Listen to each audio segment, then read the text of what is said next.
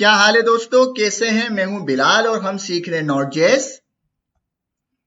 आज की वीडियो में हम जानेंगे मिडिलवेयर के बारे में, जिसमें हम बहुत ही ज्यादा डिटेल में जानेंगे, उसको बिल्कुल स्क्रैच से समझेंगे कि मिडिलवेयर किस तरह से बनते हैं, इसकी जरूरत क्यों पड़ती है, इसका क्या पर्पस है और उसको किस तरह से यूज किया जाता है। तो मिडिलवेयर को यूज करने के लिए सबसे पहले मुझे एक टेस्टिंग एपीआई की जरूरत होगी। तो हम अपनी एपीआई बनाते हैं और एपीआई बनाने से पहले मैं अपने सर्वर को रन कर देता हूं। तो मैं टर्मिनल पे आता हूं, मैं कहता हूं nodemon index.js। मेरा सर्वर रन हो चुका है, इसका काम खत्म। अब हमें एक टेस्टिंग एपीआई बनानी है जिसका काम होगा डेटाबेस में जितने भी यूजर्स हैं उनको गेट करे। तो मैं आता हूं यूजर कंट्रोलर के ऊपर, यहाँ पे हम अपनी एक एपीआई बनाते हैं। तो मैं आ जाता हूं, जल्दी से एपीआई बना देते हैं। मैं यहाँ कहता हूं controller for get all users, ठीक है ना। और इसको मैं कहता हूं कॉन्स्ट ऑल यूजर्स, और ये एसिंक फंक्शन है जिसके दो पैरामीटर है, रिक्वेस्ट और रिस्पॉन्स। इसके साथ मैं इसको एक्सपोर्ट भी कर देता हूं, ऑल यूजर्स। सेव कर दिया मैंने, एक एपीआई बना दी ऑल यूजर्स की। इसके साथ साथ इसका राउट भी डिफाइन कर देते हैं। तो मैं आता हूं यूजर राउट के ऊपर, इसका काम खत्म, इसको हटा देते हैं, इसका राउट डिफाइन करते हैं। राउट डिफाइन करने के लिए मैं आता हूं बिल्कुल नीचे, कमेंट कर देते हैं गेट ऑल यूजर्स राउट, ठीक है। यहां पे हम करेंगे क्या, यूजर राउट को कॉल करेंगे, डॉट गेट की रिक्वेस्ट होगी। इस बार गेट की रिक्वेस्ट है, पोस्ट की रिक्वेस्ट नहीं। उसके बाद इसको राउट दे देते हैं स्लैश यूजर्स, आपका जो मन करे वो नाम वो राउट दे दें।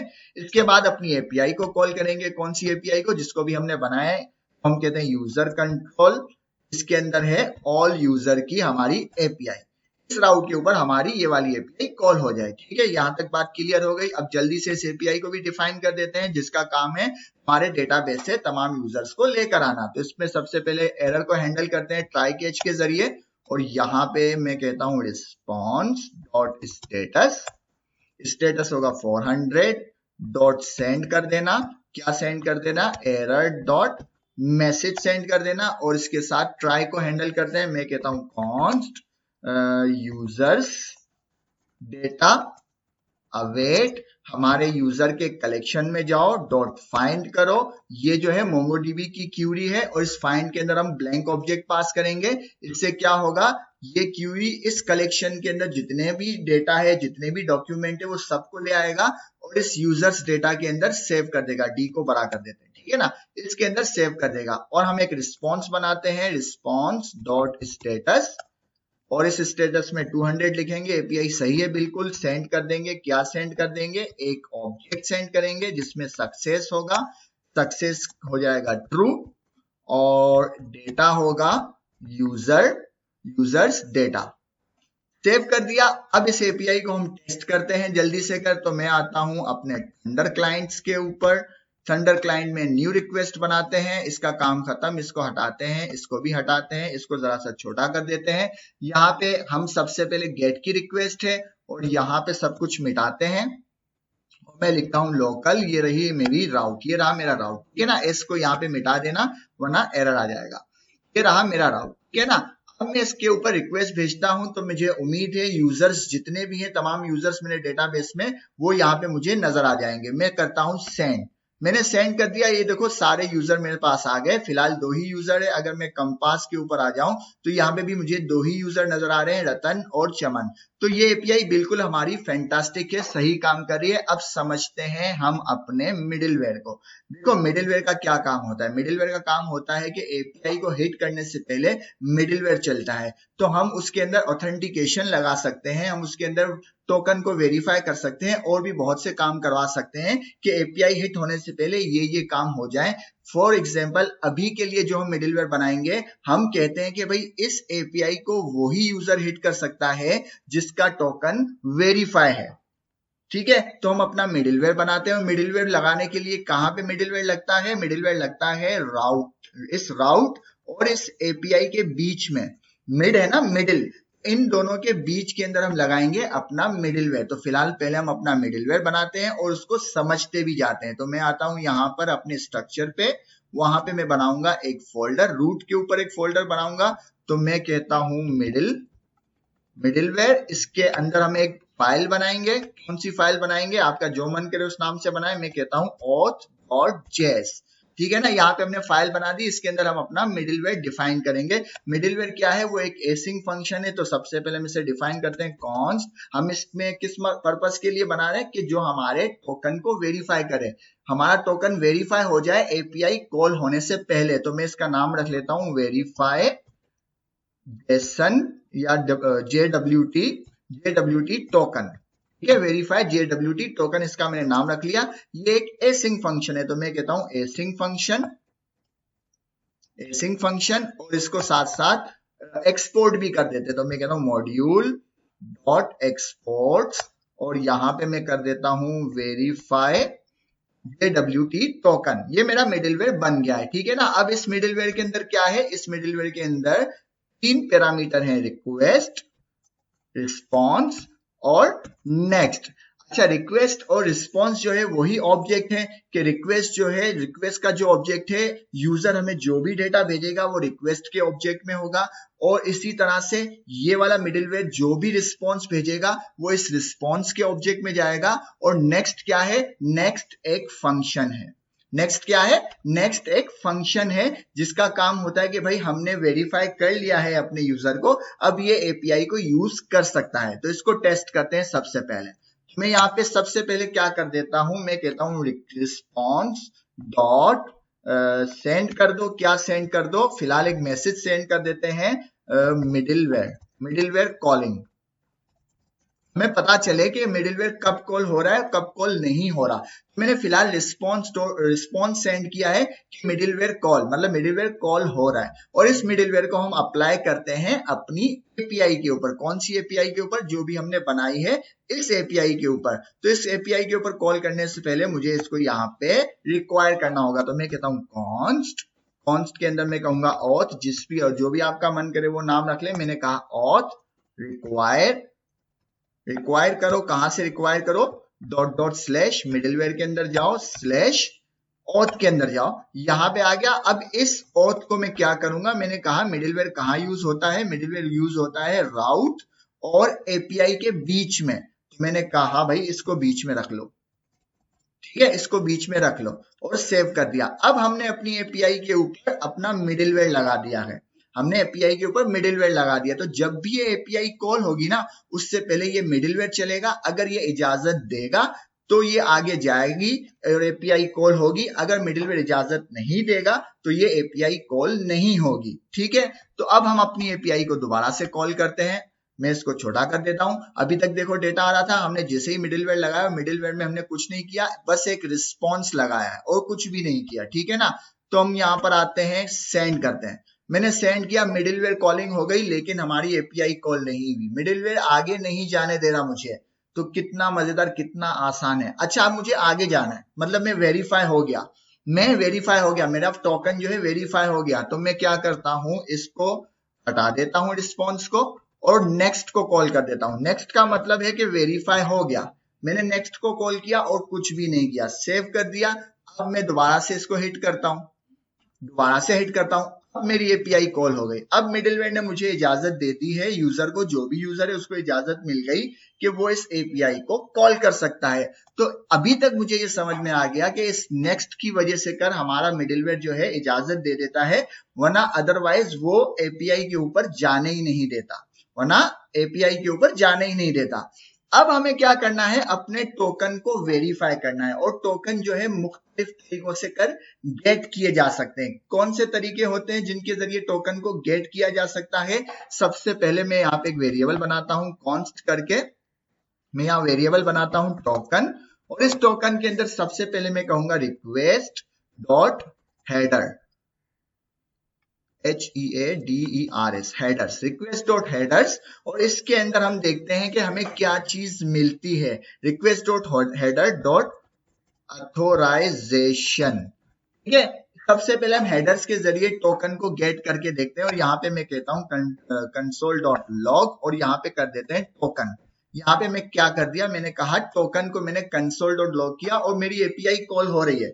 सबसे पहले हम ये देखते हैं कि हेडर के अंदर किस तरह से कर टोकन को गेट किया जाता है। तो मैंने यहाँ पे टोकन का एक वेरिएबल बनाया और हेडर से हम अपने टोकन को गेट करते हैं। तो मैं आ जाता हूँ दोबारा रिक्वेस्ट के ऊपर और यहाँ पे जरा सा छोटा कर दें। देखिए ये रहा हेडर्स, हेडर्स के ऊपर जाएं, ये तमाम चीजें हेडर्स के अंदर आ रही है और यहाँ पे मैंने कहा अथोराइजेशन, ठीक है, अथोराइजेशन, और यहाँ पे मैंने एक वैल्यू पास कर दी रतन लाल टोकन, रतनलाल टोकन, ठीक है ना। यहाँ पे मैंने अथोराइज कर दिया, अथोराइजेशन के अंदर रतनलाल टोकन पास कर दिया और यहाँ पे हेडर्स लिख दिया।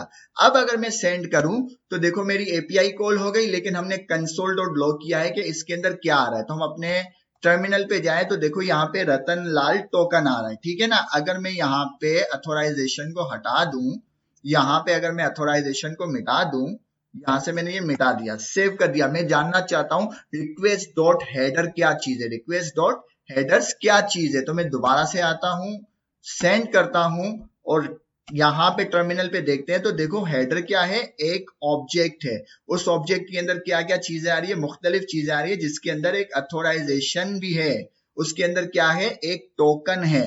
तो यहां से हमें टोकन गेट हो रहा है। तो हम इस अथोराइजेशन को करते हैं कॉपी, इसको करते हैं कॉपी और दोबारा से कर अपने जो है कोड के अंदर इसको ले आते हैं कि भाई हमारा टोकन जो है एक तो हेडर से करा सकता है, दूसरा कहां से आ सकता है भाई, request dot Curie, request dot Curie dot token.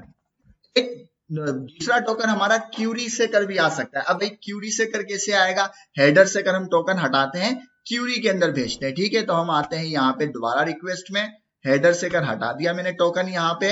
अब यहाँ पे मैं आता हूँ, क्वेश्चन मार्क लगाता हूँ, यहाँ पे लिखता हूँ टोकन क्यूरी, मतलब क्वेश्चन मार्क के बाद क्यूरी आ जाती है। टोकन के बाद मैंने लिखा चमन लाल, ठीक है, चमन लाल टोकन, चमन लाल टोकन। अब मैं दोबारा से कर इसको क्या करता हूं, मैंने सेव नहीं किया, इसको सेव कर देता हूं। अब देखो हेडर में हम टोकन नहीं भेज रहे हैं, हम क्यूरी के जरिए टोकन भेज रहे हैं। तो मैंने इसको कहा सेंड, मैंने सेंड किया, हमारा बिल्कुल रिक्वेस्ट चल गई। हम टर्मिनल पे आते हैं, अब देखो यहाँ पे क्यूरी वाला टोकन मिल गया, चमन लाल टोकन, जो कि हमने क्यूरी के जरिए सेंड किया है। ये बात भी समझ में आ गई, ठीक है ना। अब दोबारा एक आ जाते हैं, तीसरा टोकन जो हमें मिलता है वो मिलता है हमें बॉडी के अंदर। वो तो आपको पहले से ही पता है कि बॉडी के अंदर किस तरह से डेटा आता है, तो वो आप खुद टेस्ट कर सकते हैं, request dot body dot token, ठीक है।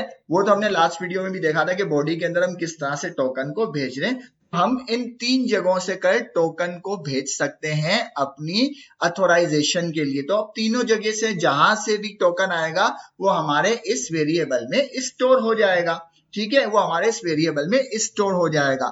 तो अब हमें क्या करना है, अब हम बनाते हैं अपनी फंक्शनलिटी, अपने टोकन को वेरीफाई करते हैं।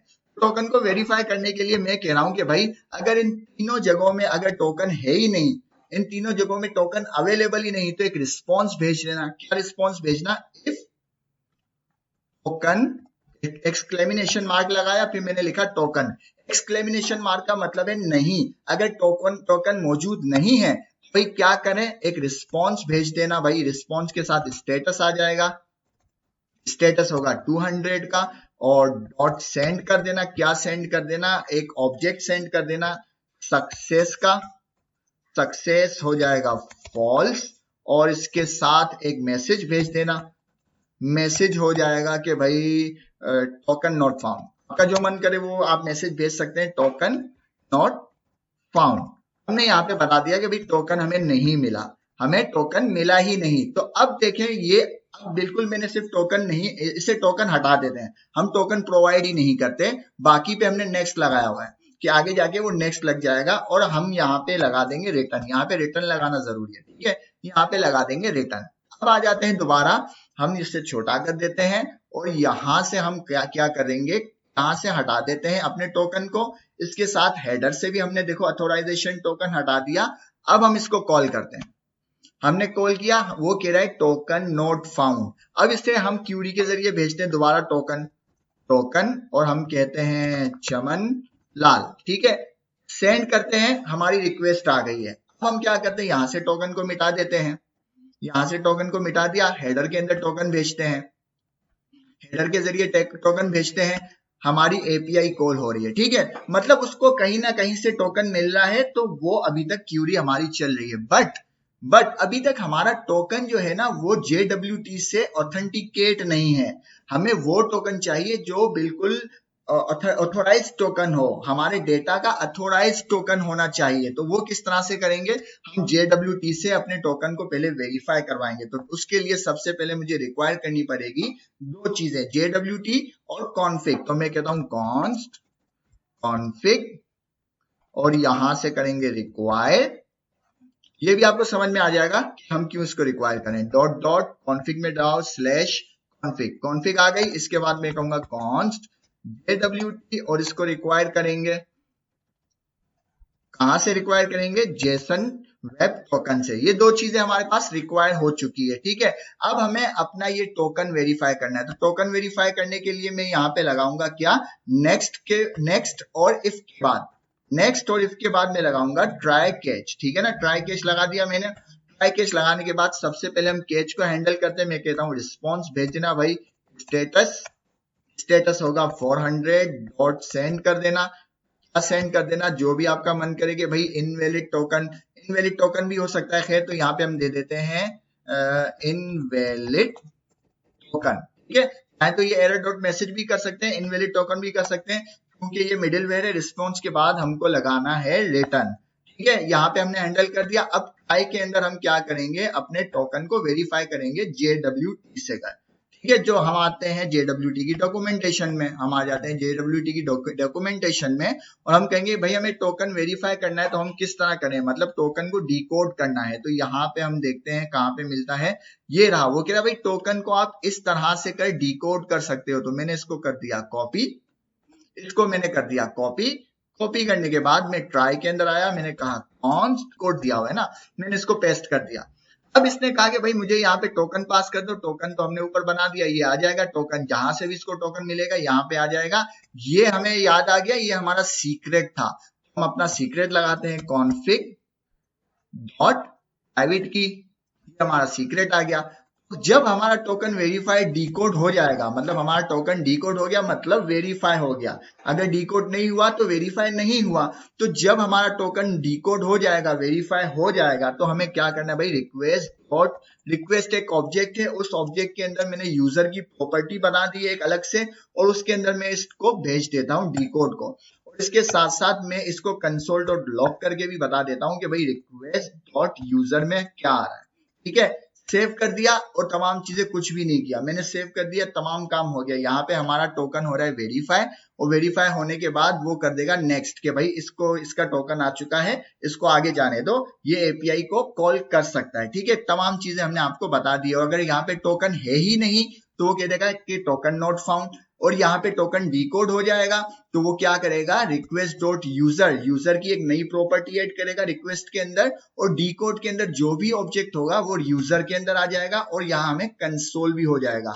और अगर ये टोकन वेरीफाई नहीं हुआ, मतलब डिकोड नहीं हुआ, डिकोड मतलब वेरीफाई नहीं हुआ, तो वो आ जाएगा इनवैलिड टोकन चल जाएगा। सब चीजें रेडी है, इसको टेस्ट करते हैं। टेस्ट करने के लिए मुझे इसका एक वैलिड टोकन चाहिए। तो मैं आता हूं अपनी रिक्वेस्ट के ऊपर, इसको जरा सा छोटा कर लेते हैं। हम अपनी रिक्वेस्ट के ऊपर आने के साथ साथ आते हैं अपनी सबसे पहले टोकन, यहाँ पे हम टोकन तो बना लें, ये यहाँ पे लॉगिन था ना, लॉगिन में आते हैं और यहाँ पे सबसे पहले अपना टोकन बनाते हैं, उसके बाद हम इसको टेस्ट करेंगे। तो ये पोस्ट की रिक्वेस्ट थी, पोस्ट की रिक्वेस्ट में रतन लाल जो है लॉगिन कर रहा है, इसको मैंने सेंड कर दिया। सेंड करते ही मुझे नोट फाउंड आ गया रतन लाल, ठीक है, ईमेल पोस्ट, और यहाँ पे क्या आ गया, एरर नॉट फाउंड। यहाँ पे मैंने एपीआई गलत लिखी है, मैं कहूंगा लॉगिन। क्योंकि मैं इसलिए ये कर रहा हूं क्योंकि पहले मुझे टोकन मिल तो जाए, फिर वेरीफाई करेंगे ना, हम टोकन बाद में प्रोवाइड करेंगे। तो अब मैं सेंड करता हूं, मैंने अब सही राउट दे दिया, सेंड करता हूं, मेरे पास ये रहा टोकन, ये टोकन आ गया, इसको मैंने कर दिया कॉपी। कॉपी करने के बाद अब आ जाता हूं मैं अपनी गेट ऑल यूजर वाली एपीआई के ऊपर। अथोराइजेशन के अंदर अब जो है मैं अपना वैलिड टोकन लगाता हूं, मैंने कर दिया पेस्ट, और यहाँ पे मैं लिखता हूं अथोराइजेशन।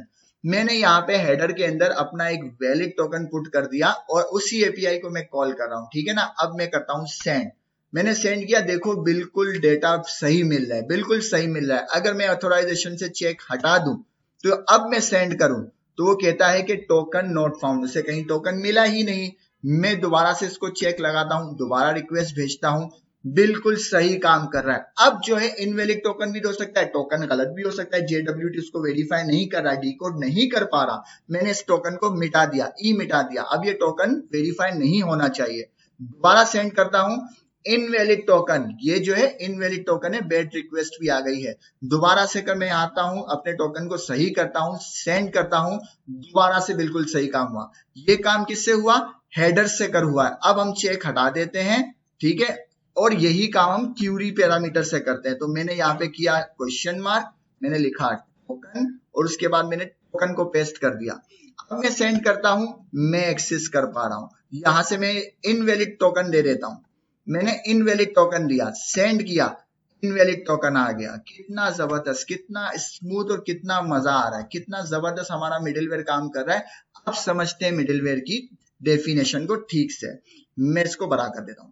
मैंने यहाँ पे क्या किया, एक मिडिलवेयर बनाया ओथ का, ठीक है, कि जो क्या काम करेगा, हमारे यूजर के टोकन को वेरीफाई करेगा। जिसका टोकन वेरीफाई हो जाएगा वो हमारी एपीआई को कॉल कर सकता है, और अगर टोकन वेरीफाई नहीं हुआ तो वो उसको वहीं से रिटर्न कर देगा कि या तो उसके पास टोकन नहीं होगा, वो कहेगा टोकन लेकर आओ, और टोकन अगर ले आए तो वैलिड टोकन है या इनवैलिड टोकन है वो ये चेक करेगा। वैलिड होगा तो एपीआई कॉल कर सकता है, वैलिड नहीं होगा तो वो एपीआई को रिजेक्ट कर देगा, वहां तक जाने ही नहीं देगा, उससे पहले एक रिस्पॉन्स दे देगा। ये काम होता है मिडिलवेयर का, और इसको मिडिल में यूज किया जाता है, किसके? राउट और एपीआई के मिड में यूज किया जाता है। अब अगर इसको मैं चाहूं तो किसी भी एपीआई के ऊपर लगा सकता हूं। मैंने एक बार अपना मिडिलवेयर बना दिया जो कि हमारे टोकन को वेरीफाई करता है। यहां तक भी बात क्लियर हो गई। अब हम अपने टोकन को चेक करते हैं। हमने यहाँ पे क्या किया, यहाँ पे दो चीजों को रिक्वायर कर लिया जो कि हमें जरूरत थी, हमारी कॉन्फ़िगरेशन की और JWT। सबसे पहले हमने ये देखा कि हम टोकन को कौन कौन सी जगह गेट कर सकते हैं या हासिल कर सकते हैं, और उसको एक वेरिएबल में स्टोर किया, और इसको चेक भी किया हेडर और क्यूरी के जरिए। बॉडी आपकी होमवर्क है। उसके बाद हमने कहा कि अगर हमें टोकन मिलता ही नहीं तो उसको ये वाला रिस्पॉन्स दे दो, और हमने रिटर्न कर दिया, ठीक है। रिटर्न नहीं करेंगे तो हमारा सर्वर बार बार क्रैश होगा। उसके बाद हमने कहा अगर हमें टोकन मिल जाता है तो हमने ट्राई कैच लगाया, और ट्राई कैच के अंदर सबसे पहले अपने एरर को हैंडल किया, और उसमें हमने कहा इनवैलिड टोकन। और उसके बाद ट्राई के अंदर हमने क्या किया, JWT से अपने टोकन को वेरीफाई किया, मतलब डिकोड किया। उसके बाद डिकोड करने के बाद मैंने इससे क्या किया कि उसको एक प्रॉपर्टी बनाई रिक्वेस्ट के अंदर, और वहां पे हमने उसको असाइन कर दिया कि भाई डिकोड के अंदर जो भी ऑब्जेक्ट होगा इसके अंदर असाइन हो जाए, और इसको कंसोल करके देखना है। अब आप कंसोल के अंदर देखें तो हमें ये मिल भी रहा होगा, ये रहा ऑब्जेक्ट, ये टोकन डिकोड होके हमें मिल रहा है। अगर आपको याद हो तो इसी आईडी के थ्रू हमने इस टोकन को बनाया था, और ये आईडी किसकी होगी? रतन लाल की आईडी होगी। तो अगर मैं आ जाऊं आखिरी में C5F है, तो मैं कंपास के ऊपर आ जाऊं और रतन लाल के ऊपर हम जरा सा देखें, ये रहा रतन लाल का डेटा। तो इसकी आईडी क्या है? C5F। तो ये टोकन जो है हम आईडी की बुनियाद के ऊपर ही बना रहे हैं, और यहाँ पे हमने इसको कंसोल करके भी देख लिया कि डिकोड होने के बाद वही आईडी या वो ऑब्जेक्ट जिसके अंदर वो आईडी है यूजर की, वो हमें यहाँ पे मिल रही है, ठीक है ना। और इसके अंदर हमने सेव कर दी, और इस कंसोल की जरूरत नहीं, इसको मैंने आपको दिखाने के लिए लगाया था। तो हमने क्या किया, ट्राई के अंदर जैसे ही टोकन डिकोड होता है उसको हमने असाइन कर दिया रिक्वेस्ट के ऑब्जेक्ट के अंदर, और इसके साथ साथ हमने कह दिया नेक्स्ट, कि भाई ये वेरीफाई यूजर है, इसको आगे जाने दो। और अगर किसी बुनियाद पे डिकोड नहीं होता तो हमारा ये कैच चल जाता है, और वो कहता है कि भाई इनवैलिड टोकन। तो कितना ज्यादा आसान था। अब आपको मिडिलवेयर उम्मीद करता हूं समझ आ गया होगा। समझना है तो एक बार वीडियो को जरूर देख लें। तो आज की वीडियो के लिए इतना ही। उम्मीद है वीडियो पसंद आई होगी। पसंद आए तो लाइक करें, शेयर करें, सब्सक्राइब करें। मिलते हैं नेक्स्ट वीडियो में। अल्लाह हाफिज।